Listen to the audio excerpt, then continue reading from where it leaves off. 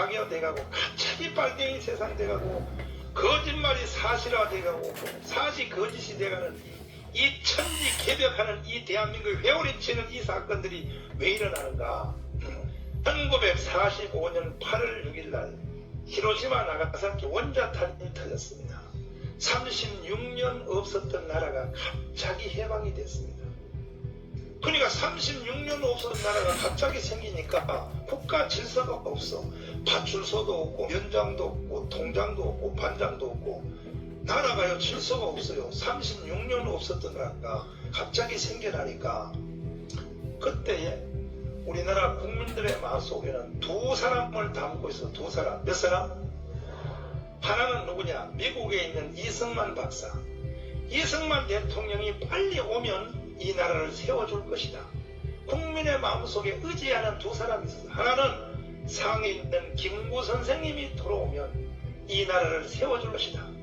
이 두 사람을 가슴에 담고 있었는데 문제는 이승만이가 한국에 들어오는 데는 2달 걸려서 2달. 몇 달이요? 1945년 8월 15일 날이 해방이 되고 이승만이가 오는 것은 1945년 10월 16일 날 오게 됐어. 2달. 상해에 있는 김구가 오는 데는 3달 걸렸어. 몇 달?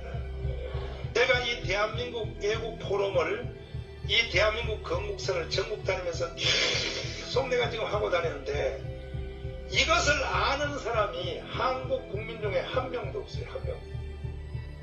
한 명도 없어요. 임태희 비서실장님이요. 지금 현재 대통령 선기는 비서실장 임태희. 내가 그분 만나가지고 점심 먹다가 실장님 나 밥 먹기 전에 나 혼자 5분 동안 뭐 말하면 안 돼요. 그랬더니 해보라 그래. 그래가지고 내가 히로시마 나가사키 원자탄 터졌어. 미국에 있는 이승만이 한국에 오는데 몇 달 걸렸으니까 모른다 그래. 상해에 있는 김구가 오는 데는 몇 달 걸려 모른다 그래. 내가 그랬어. 농담으로 웃으면서 그랬어요. 당신 서울대 나왔지. 국회의원 2번 했지. 24살에 고시에 합격했지. 농부 장관 했지. 지금은 대통령 다음에 2인자지. 비서실장. 걔가 웃으면서 진실로 하면 안 되잖아. 웃으면서. 이런 인간이 대통령 비서실장을 하니 나라가 되겠어. 그랬더니 미안해가지고 막 얼굴을 막 식탁 밑으로 기어 들어가라 그래. 정신 차려. 목사님, 나 태어나서 이거 처음 들었습니다. 우리 동아대 직원들 다 모을 테니까 목사님 와서 이거 한 번만 해주세요. 근데 동아대 3번 들어가서 했어. 잘 들어봐요. 국회의원, 장관, 교수, 대한민국에서 내놓으라는 모든 사람을 내가 만나서 해봤는데 이 국민들 중에 이걸 아는 사람이 한 명도 없어요. 지금부터 내가 여러분에게 강의하려고 하는 이것은 나는 이렇게 생각해. 인간이 알아야 될 5번째 지식이 몇 번째?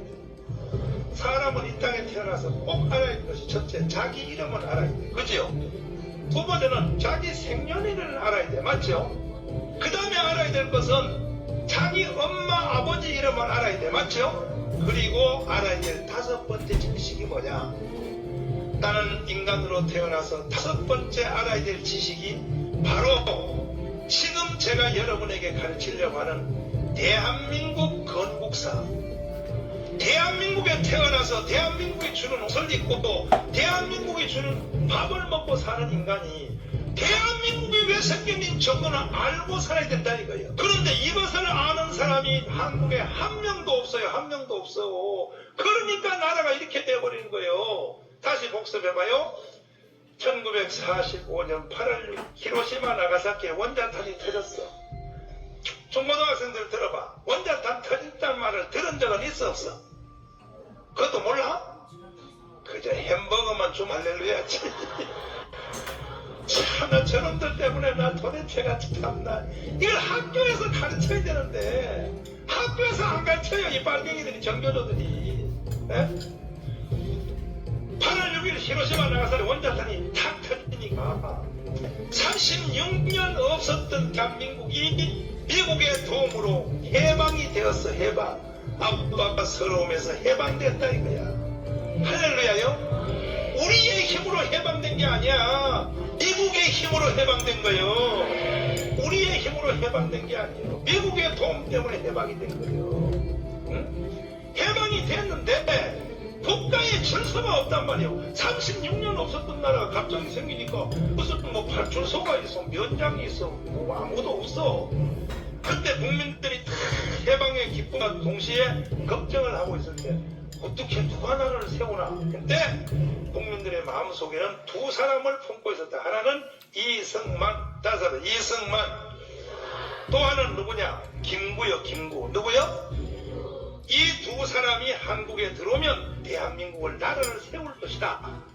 그런데 이승만이 들어오는 데는 몇 달? 그렇지. 상해 김구가 들어오는 데는 이거 보면 알아. 이거 보면 몇 달?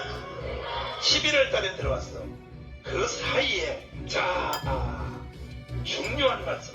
그 사이에 9월 21일 날 9월 6일 날 해방된 지 딱 20일이 9월 6일 날 8월 15일 해방이 되고 9월 6일 21일 만에 무슨 일이 생겼나. 대한민국에 오늘 이런 세상이 될 수밖에 없는 사건이 하나 생겼어. 뭐냐? 박헌영이라는 놈이, 말갱이 박헌영이라는 놈이 김구와 이승만이 한국에 들어오기 전에 기습적으로 틈새 시장을 노려서 해방된 지 20일 만에 불량 국가를 하나 세웠어요. 이것이 해방 이후에 최초로 세워진 나라야. 그 나라 이름이 조선인민공화국이요. 이게 박헌영이가 세웠어. 9월 6일 날입니다. 자, 다음 말씀을 드릴 때는 여러분이 충격을 받아서 뒤로 다 쓰러져야 돼. 이 말 듣고 안 쓰러지는 사람은 문제가 있는 사람. 박헌영이란 놈이 9월 6일 날 세운 인민공화국이라 조선인민공화국이라는 나라에 우리나라 전체 국민이 78%가 거기에 아이고 몇 프로? 이 대한민국 백성들이 정과자냐 정과자. 속된 말로 더럽게 빨갱이를 좋아해요. 이 백성들의 체질이. 그래서 오늘날도 세상이 이렇게 되는 거예요. 대한민국 백성들요 웃기는 짬뽕이요. 전 국민의 78%가 박헌영이 만든 조선인민공화국에 가고 있어요. 그럼 어떻게 한 사람이 21일 만에 전 국민의 78%를 어떻게 틀어지었나? 두 가지 사기를 쳤어요. 박헌영이가. 첫째, 모든 땅을 빼서 공짜로 나눠주겠다 그랬어요. 그때 우리나라의 땅은 일본 사람이 34%를 가지고 있다가 일본으로 도망갔어. 나머지 땅은 지주들이라 하죠. 지주리. 뭐라고요? 예를 들어서 대구 달성 앞에 있는 이 넓은 땅이 있죠. 이것이 불과 몇몇 삼이 그 땅을 가지고 있는 거예요. 나머지는 전부 소작이에요. 빌려서 땅을 쓰는 거예요. 여기다가 박헌영이가 공산당에 불을 질러버렸어요. 모든 땅을 뺏어서 똑같이 나눠주겠다. 요즘 무상급식과 같은 이거 무상급식. 무슨 급식? 자 보세요. 대한민국 무상급식 불 붙었잖아. 무상급식 해준다니까. 무상급식이 어디 있나요? 말갱이와 좌파와 진보 이 새끼들은요 항상 사람의 말을 먼저 점령을 해버려. 말을 비툰단 말이에요. 자세히 생각해봐요. 무상급식이라 그러거든. 무상급식. 이 세상에는 무상이라는 게 없어. 아니 지금 국가가 학교에서 애들을 밥을 점심을 공짜로 먹인다는 것이 그게 무상이 아니요. 국민들이 세금을 내가지고 그 세금을 통하여 애들한테 밥을 무료로 주는 거예요. 무상급식이라고 부르면 안 되지. 뭐라고 정확히 불러야 되냐? 세금급식이라고 불러야 돼. 무슨 급식? 이 빨갱이들은 항상 말 가지고 장난을 쳐. 마치 무상급식이라 그러니까 그냥 공짜인 줄 알아. 공짜가 어디 있어? 다 국민이 세금을 내가지고 그 세금으로 애들한테 주는 것이지. 맞지요? 맞지요? 앞으로 우리는 무상급식 하지 말고 세금급식. 그러면 어차피 애들의 밥을 누가 먹겠냐? 우리가 세금을 내가지고 애들 밥을 먹이는데 우리가 직접 애들한테 한 달에 급식비 43,000원 한 달에 5만 원 되는 걸 매달마다 우리 애들 손에다가 이렇게 지켜주면서 야 이거 학교 갖다 내? 너 점심 먹는 값이야? 부모가 돈을 주면 이 돈을 가지고 애들이 갖다 내면서 집에서 학교까지 갈 때 그 가져가는 과정을 통하여 애들한테 부모에 대한 사랑이 우리 엄마 아빠가 날 먹여 살리느라고 이렇게 바깥에 가서 돈 벌어가지고 정신값을 갖다 주라 하는구나. 여기에 철학적 의미가 들어간단 말이야. 철학적 의미. 무슨 의미? 똑같이 우리가 세금을 내가지고 그 세금을 내서 국가로 내려와서 그 돈 가지고 애들 밥 먹으면 그 돈이 그 돈인데 이거는 애들이 어떻게 생각하나? 엄마 아빠는 나를 먹이는데 아무 관계 없어. 학교 가니까 학교가 나 먹여 살렸어. 이래가지고 일본은 애들을 키워보니까 가정에 대한 그 부모 자식 간의 고리가 끊어져서 일본은 하다가 중지를 해버렸어. 무상급식을. 일본은 하다가 중지한 것을 한국은 지금 그걸 지금 시작하려고 그래. 안 돼. 그래서 안 돼. 어때요? 대구는 지금 무상급식 해야 안 해? 대구는 안 해. 그래 대구가 그래도 조금 더 낫네. 지금 전국에 다 무너. 대구도 얼마 있으면 무너졌네. 왜? 말 가지고 장난치는 게 다 넘어가 버려요. 무상급식이가 공짜인지 알아? 공짜 없어. 공짜가 어디 있어? 공짜가. 맞지요? 그래가지고 박헌영이도 그때에 모든 땅을 뺏어서 공짜로 나눠준다니까 대한민국 백성들이 미쳐버렸어요. 박헌영 만세! 하고 들고 나갔어요. 빨갱이들을 안 가지고 장난쳐. 둘째, 이 박헌영이가 뭘로 하겠죠? 여러분, 대한민국 국민들이요, 내가 대통령을 하지 않겠습니다. 미국에 있는 이승만 대통령이 오면 내가 여기다가 대통령을 세우고, 상해에 있는 김구가 오면 여기다가 주석을 세워서 총리를 세워서 나는 그때까지만 하겠습니다. 거짓말이에요. 이렇게 말하니까 국민들이 야 박헌영 착한 사람이요. 김구 선생님하고 이승만 박사가 올 때까지만 그때까지는 지도자가 없으니까 그때까지만 하겠다 이거예요. 그러니까 우리나라 국민들이 박헌영한테 퍽 쏘아가지고 전 국민의 78%가 박헌영 만세하고 들고 나갔어. 내가 이 근대 대한민국 건국사를 가만히 연구하면서 내가 그때 거기 있었으면 어떻게 됐을까라고 생각해봤더니 나도 박헌영 만세 했겠더라. 그냥 땅 준 대로 돼. 이런 상태에서 10월 16일 날 2달 만에 이승만 박사가 드디어 김포병장에 쫙 내려요. 그리고 드디어 트랩에서 중절 모자를 쓰고 비행기에서 딱 내리니까 박헌영 이놈이 머리가 얼마나 잘 돌아가는지 기사갑니다. 그 당시에 박헌영은 영어와 그 당시 사람인데 영어와 러시아어를 능란하게 했어요. 이 박헌영이가. 그렇게 실력이 있어. 그러니까 박헌영이가 또 자기 밑에 쫄자 빨갱이들 쫄자를 다 데리고 나가서 이승만 박사 기국 환영대회를 누가 베풀었냐? 박헌영이가 베풀었다고. 이승만의 마음을 딱 사버리려고. 그래가지고 김포병장에 내려가서 태극기를 흔들며 이승만 박사 기국 환영대회하고 앞으로 가더니 더 엎드렸다. 절을 하더니 박사님 오신다고 수고했으나 너무 늦게 와가지고 내가 우선 나라를 하나 세웠습니다. 이승만 박사가 물어요. 무슨 나라를 세웠습니까? 그랬더니 조선인민공화국입니다. 그 말을 딱 듣자마자 이승만이가 얼굴이 새카매지면서 마음의 단어는 욕이 아닌데 음성과 그 표정은 욕이요. 야 이 개새끼야, 누가 그런 나라 세우라 그랬어? 그러지 말고 여기서 대통령 하시디요. 안 해!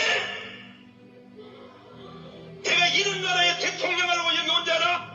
그날부터 이승만과 박헌영이가 치열한 싸움을 붙기 시작하는데 이승만이가 이기면 오늘 같은 대한민국이 세워지는 거예요. 박헌영이가 이기면 지금 북한 같은 나라가 세워지는 거예요. 치열하게 싸우는데 1년 동안 아시다시피 이승만은 교회 장로님이야. 밤새도록 울어요 이승만이가. 아멘. 밤새도록 이승만이가 울면서 하나님 나라가 해방됐다고 왔더니 빨갱이 나라가 세워졌네. 어떻게 하면 좋아요? 하나님 이 나라를 살려달라고 이승만 교회 장로님이요 밤새 들어오니까 영락교회 장로님인 오제도 특별검사가 우리나라는 보니까 장로들이 세운 나라예요. 장로들이 세운 나라. 누가요? 영락교회 장로님인 오제도 장로님이 이승만한테 가서 그래요. 저한테 좀 맡겨주세요. 오늘도 여러분 그래서 어떻게 나라를 세울 수 있겠습니까? 제가 한번 세워보겠습니다. 오늘도 이 가운데서 그런 청년들이 일어날지어다. 오제도 같은 그런 청년들이 일어나야 돼. 따라해봐요. 정가훈 목사님, 더 이상 울지 마세요. 저한테 맡겨주세요. 내가 세워보겠습니다. 청년들이여 일어나라. 그랬더니 이승만이가 어떻게 나를 세우겠습니까? 뱀을 잡을 때는 꼬리를 자르면 안 됩니다. 꼬리 자르면 머리로 물어버립니다. 처음부터 뱀을 잡을 때는 경상도 말로 대가리를 째야 됩니다. 어디를? 그게 뭔 말이야 여기다. 박헌영 저놈을 잡아야 됩니다. 박헌영을 어떻게 잡습니까? 전 국민의 78%가 박헌영을 지지하고 편들고 있는데 박헌영 잡았다는 우리가 죽게 생겼는데 그랬더니 오제도 장로님이 내가 한번 해보겠습니다 하고 그 다음 날부터 박헌영의 뒤를 살살 따라다녀. 드디어 걸려들었어. 뭐냐?